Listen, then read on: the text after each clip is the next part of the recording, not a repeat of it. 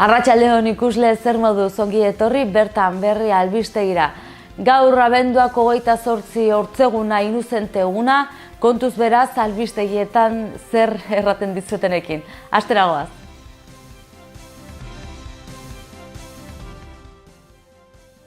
Nafarroako eta Espainiako gobernuek hitzarmen ekonomikoaren eguneraketa sinatu dute. Horrela urtero 510 milioi euroko ekarpena egin beharko dio Nafarroak estatuari. Gainera, 155,5 milioi euro itzuliko dizkio Madrilek foru gobernuari azken 2 urteetan gehiegi ordaindu duelako. Gaur goizean eman dituzte hitzarmenaren xehetasunen berri Uxue Barkosek eta Mikel Aramuruk. Atzo bertan Maria Solana bozeramaileak azpimarratu zuen itun ekonomiko berria ona dela Nafarroarentzat.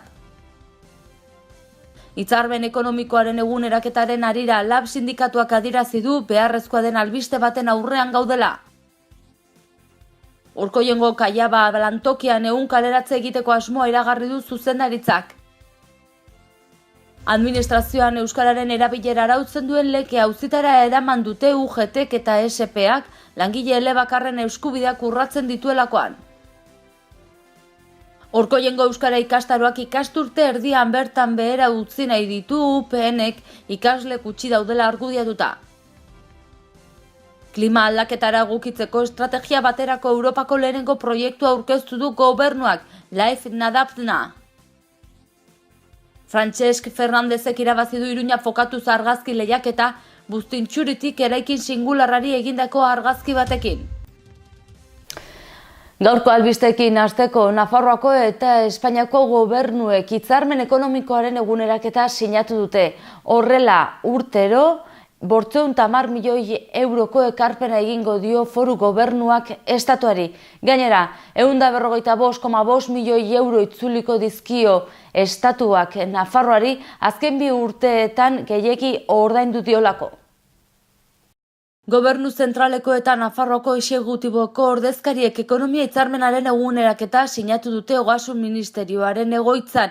Horrela Nafarroak estatuari egin beharreko ekarpena txikiagoa izango da aurrerantzean. Horrela, Cristóbal Montoro, Ogasun Ministroak eta Mikel Aramuru, Nafarroako gobernuaren Ogasun eta Finantza Politikarako kontseilariak akordioa sinatu dute Nafarroa eta Estatu Batzorde Koordinatzailearen baitan. Ekonomia hitzarmenaren eguneraketa 2015-2019 bosturtekoan izango da indarrean. Hilabeteak negoziatzen eman ondoren Nafarroak estatuari egin beharreko ekarpena urtero 510 milioi eurokoa izatea adostu dute bi administrazioek 2015 urteko ekarpena oinarri hartuta. Honen bestez aurreko bosturtekorako adostutako baldintzen luzapenari amaiera ematen diote aldeek. Bi administrazioek sinatutako akordioak oinarrizko ekarpena 510 milioi eurotan finkatu eta 2016ko behin betiko zenbatekoa 487,7 milioi eurotan zehazten du. Gainera, 2017ko behin-behineko ekarpena aurreratzen du, 509 milioi euro. Bestalde, akordioak 2015 urtetik atzera eraginezko ondorioak izango dituela ezartzen du hitzarmenaren legeak.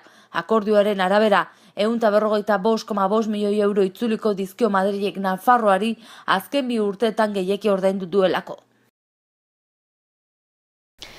Eta sinatu berri duten hitzarmen ekonomikoaren inguruko xehetasunen berri eman dute gaur goizean Uxue Barkosek eta Mikel Aramuruk, baina atzo bertan Maria Solana gobernuko bozeramaileak jakinarazi zuen itun ekonomikoa ona dela Nafarroarentzat. Hitzarmen ekonomikoaren eguneraketa sinatu ondoren Uxue Barkos eta Mikel Aramuruk xehetasunak eman dituzte gaur goizean prentsaurrean egindako agerraldian. Hasteko zoriondu nahi dut atzo sinatutako hitzarmen ekonomikoaren eguneraketa bidezkoa dalako, beharrezkoa baita eta Nafar gizartearen eskubide eta elkartasunaren espresioa delako. Eta azpimarratu nahi dut azken afirmazioa Nafarroako gizartearen elkartasunaren espresio bat delako baita ere. Aldi berean, Nafarroako Ogasun Departamentuari, bere buruari den Mikel Aranbururi, baino departamentu osoari eskerrak eman nahi dizkiot, azken 2 urte hauetan, edo 2 urte luzeak egindako lanagatik zen, azkenean lan horri gabe ezinezkoa zen atzo lortutako emaitza. Bertzalde atzo Berta Maria Solana gobernuko bozeramaileak adierazi zuen Nafarroako itun ekonomiko berria albiste ona eta negoziazio konplexu baten ondorioa dela. Solanaren hitzetan hitzarmena ona da Nafarroako gizartearentzat eta pozik agertu da akordioa urtea amaitu aurretik erdietsi dutelako. Eta hitzarmen ekonomikoaren eguneraketaren harira LAB sindikatuak adierazi du beharrezkoa den albiste baten aurrean gaudela. Hitzarmena sinatu berritan LAB sindikatuak kaleratutako oharrean adierazi du Nafarroarentzat beharrezkoa den albistea dela. Eguneraketari gabe estatuari Nafarroak ematen dion dirua bidegabeko handitze batean kokatuak izatera derrigortzen gintuztela adierazi dute. Dena den, sindikatutik errandute Nafarroako gobernuaren jarreran aldaketa bai ikusten dutela, baina hitzarmen ekonomikoaren negoziaketaren inguruan lausodura ikusten dutela. Horrela izan da eta zuzen den bezala, Nafarroak estatuari ordaintzen dizkion zerga zama gutxituko du eta 2015 eta 2016 urteetan ordaindutako gainerakoak berreskuratuko ditu. Eta hitzarmen ekonomikoaren kontu alde batera utzita aurrera jarraituko dugu, orain albiste lan gatazka. Orkoiengo Kaiaba lantokian 100 kaleratze egiteko asmoa iragarri du zuzendaritzak. Kaiabako zuzendaritza joan den ostegunean jakinarazi zion enpresa komiteari 2018aren hasieran aurkeztuko duela lan erregulazio espedientea. Gutxienez 100 pertsona kaleratzeko espediente izanen dela ere jakinarazi zieten. Orkoiengo plantan izanen lirateke kaleratze horiek sindikatuek ohar bidez jakinarazi dutenez, alegia lantalde osoaren 154%. Joan den maiatzean iragarri zuen enpresa zuzendaritzak neurriak hartuko zituela lan zama txikitu egin zelako azken urteetan. Bomba hidraulikoak egiten dituzte Orkoiengo lantoki horretan eta dagoeneko zaharkituak gelditzen ari den produkzioa izan da urtetik urtera behera doa haren produkzioa. 2019 urtera arte lan produkzioaren jaitsiera 162% izan daiteke. Dagoeneko automobiletan bomba hidraulikoen ordez gurpil lerrokagailua erabiltzen delako. Joan den osteguneko bileran zuzendaritzak ez zuen bestelako aukerari proposatu eta kaleratzeak jarri zituen mahai gainean. Kaiaba multinazionalak 3 lantoki ditu Nafarroan, Orkoiengoa, Ororbiako Kipse amortiguadoreak egiten dituena eta 840 langile dituena eta Azlemol Camps Los Arcosen dagoen lantokia kotxeentzako zenbait pieza egiten dituena eta 100 langile inguru dituena. Eta euskara kontuak hizpide gaurkoan, administrazioan euskararen erabilera arautzen duen lege auzitara eraman dute UGTek eta SPak langile elebakarren eskubideak urratzen dituelakoan. Lan deialdi publikoetako euskarazko postuak izan ziren hasieran, Iruñeko haurreskolak eta eremu mistoaren zabaltzea gero eta iragan astean hezkuntzako zerrenda bakarra. Orain, euskara administrazioan arautzeko foru dekretua da sindikatu batek jo mugan jarri duena. Atzo UGT eta SPA sindikatuak izan ziren euskararen foru dekretuaren kontra jo zutenak Nafarroako Justizia Auzitegi Nagusiko administrazioa auzietako salan helegitea aurkeztuta. Eta ez hori bakarrik, errekurtsoaren gaineko ebazpena heldu arte, dekretuaren aplikazioa kautelaz eteteko ere eskatu zieten magistratuei, bitarte horretan atzerakorik ez duten neurri juridikoak harrez daitezen. Zerrenda bakarrarekin eta euskararen legearen moldaketa partzialarekin gertatu bezala, elebakarren diskriminazio gisa aurkeztu zituzten sindikatuek euskaldunen eskubideak bermatzeko neurriak. Nafarroako herritar gehienak diskriminatzen dituzten hizkuntza irizpideak inposatu nahi dituztela azaldu zuen UGTko administrazioa arloko arduradunak. Zehazki administrazioan euskarazko arreta bermatzeko beharrezkoak diren lanpostuak zehazteak eta horiek administrazioko langile elebidunekin bete nahi izateak berdintasun, meritu eta gaitasun printzipioak urratzen dituela uste du UGTko ordezkariak, elebakarrek administrazio publikoan lan egiteko duten oinarrizko eskubidea trabatzen duelako. Hezkuntzan, osasunbidean eta nukleo administrazioko lanpostuetan hizkuntza eskakizunak ezartze ere txarretsi zuen UGTko ordezkariak gobernuak ez baititu aldaketa horiek sindikatuekin negoziatu. Ontzat jo zuen hala ere, hezkuntzako zerrenda bakarra baliogabetzeko PSNren lege proposamena aurrera atera izana, erabaki hori gehiengo sindikalaren aurkakoa izan arren. Eta euskarakin jarraitu Orkoiengo euskara ikastaroak bertan bera utzi nahi ditu UPNek ikasle gutxi daudela argudiatuta. Orkoiengo euskara ikastaroak ikasturte erdian bertan bera utzi nahi ditu UPNek ikasle gutxi daudela argudiatuta. Honen aurrean Orkoiengo EH Bilduk salatu du UPN alderdiak azken urteotan euskararen kontra egin duen kanpaina, baita etengabeko mehatxu eta euskararekiko erakutsi duen baitasun eza ere. EH Bilduk oso larritzat jo du euskara ikastaroak desagertzeko asmoa, ikasleek ikasturte osoa ordaindu dutelako jada eta hauek kalean uzta ondorio legalak izan ditzakelako. Legezko ote den jakitea arren txostena eskatu die EH Bilduk udaleko zerbitzu juridikoei eta ikastaroak aurrera eramateko ahalegina eginen dutela adierazi du. Life Nadapna aurkeztu dute klima aldaketara egokitzeko estrategia baterako proiektua. Landa garapeneko, ingurumeneko eta toki administrazioko kontseilari Isabel Elizaldek Life Nadapta proiektuaren edukia aurkeztu du.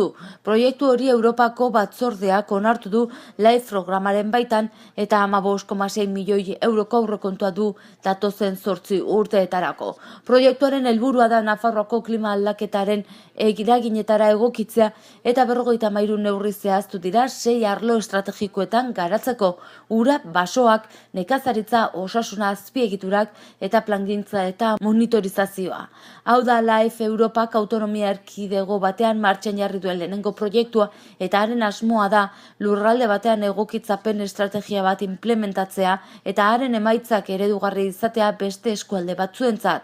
Europar Batasuna segimendu berezi egingo dio proiektuari eta begi onez ikusi du Nafarroan klima aldaketara egokitzeko egiten ari den lanean politikak eta eragileak modu koordinatuan eta koherentan implementatzea.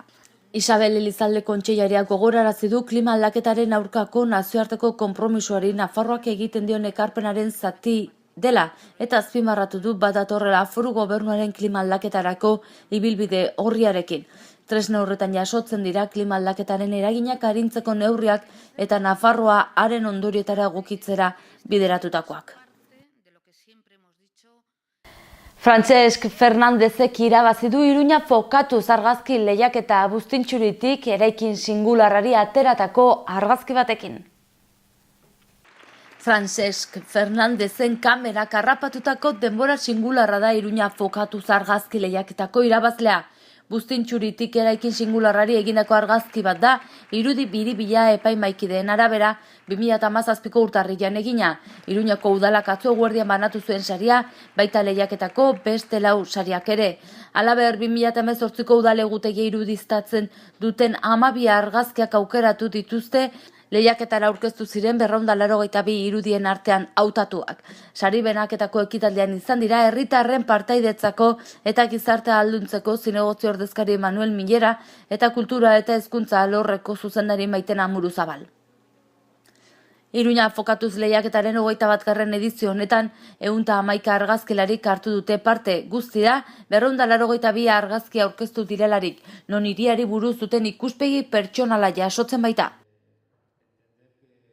Eta azken orduko albiste baten berri eman bar dizuegu. Iruñako udal gobernuan azken asteotan izan diren desadostasunak medio Joseba Siron alkatea jakinarazi du alkatetza utziko duela eta aginte makila Enrique Mayari pasatuko diola. Bihar emanen dizuegu honen inguruko xehetasun gehiago.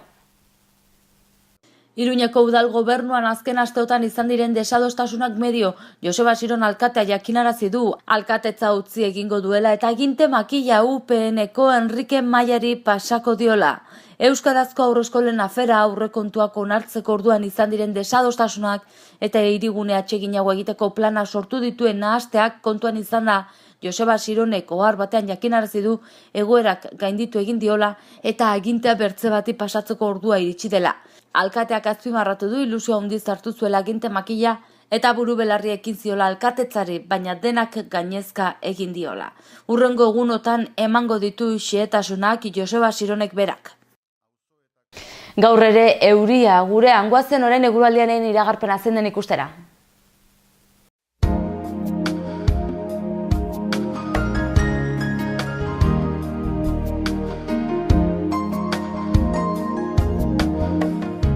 Gaur laino ugari eta euria, goizean hego-mendebaldeko haizea izanik temperatura zeozer igo da. Eguerdi partean fronte bat sartu da eta zaparrada mardulagoak. Arratsaldetik aintzinera ipar-mendebala sartuko da eta haize bolada gogorrak berriro. Elur-kota 900.000 metro inguruan egongo da hasieran, beherago Nafarroan, baina igotzen joango da eta gainerako orduetan 1.300–1.500 metro artean egongo da. Euri kontuekin jarraituko dugu ostiralean, egunaren lehen zatian fronte bat igaroko da eta orduan espero dugu euri gehien. Arratsaldean frontea urrunduz doanenean ostarteak zabaltzen hasiko dira eta mendebaldetik ekialdera atertzera egingo du. Ego mendebaldeko haizearekin hasiko dugu eguna eta eguerdi partean mendebalera aldatuko da, norabide aldaketarekin batera haizeak indarra hartuko du batez ere kostaldean. Egunaren amaieran berriz ere hego-mendebaldera aldatu eta nahiko aulibiliko da. Giroa zertxo baite epelagoa izango da, maksimoak 14–16 gradu artekoak izango dira leku askotan, eta goizaldea ere ez da hainotza izango. Abenduak 28 gaur, goazen egunak utzi dizkigun albisten errepaso egitera titularrekin.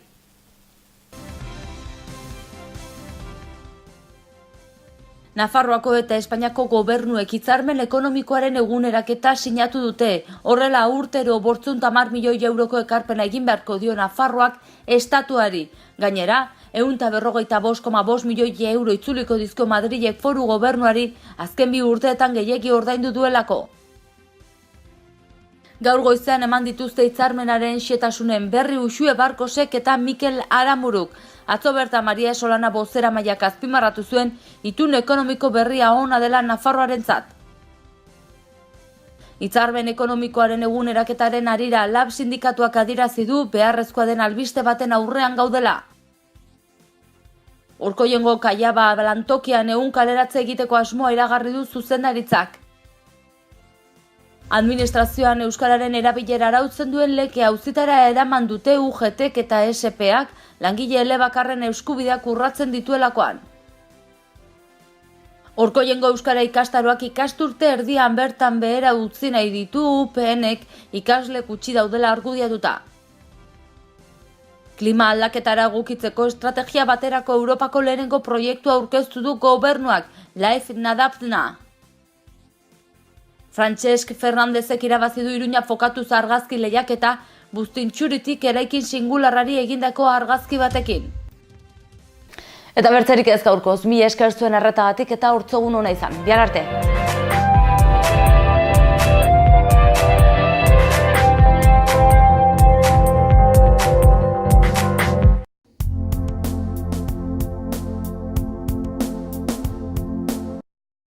Errenta aitorpena. Hasi da aurrez aurre errenta aitorpena egiteko epea. Ekainaren 23 bitartean arretarako guneetan aurkez dezakezu ala aurrez hitzordua eskatuta Nafarroako ogasuneko bulegoetan. Orain gainera, zeure ekarpenak zehazki nora joanen diren ikus dezakezu aurrekontua.nafarroa.eus gunean sartuta. Ekarpenez eraikitako etorkizuna. Nafarroako gobernua. Gobierno de Navarra. Gorritxon atsedenerako sistema hoberenak eta loaldi egoki batendako beharrezkoak diren produktuak aurkituko dituzu. 40 urte daramatzagu punta-puntako materialak eta marka hoberenak bezeroaren eskura jartzen. Deskansatzeko sistemetan aditua gara, sofak, koltsoiak, somierrak. Hurbildu eta eskuzabali jasoko zaitugu. Iruña, Gorritxo.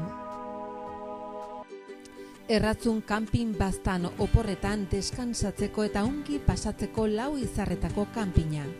Ingurune zoragarrian eta lasaian. Hondarribi eta Donibane Loitzuneko hondartzetatik 3 ordu laurden eskasera, baztan kanpina. 100 metro kuadroko 150 partzel esiak eta itzalarekin, argindarra eta ura zornitutakoak.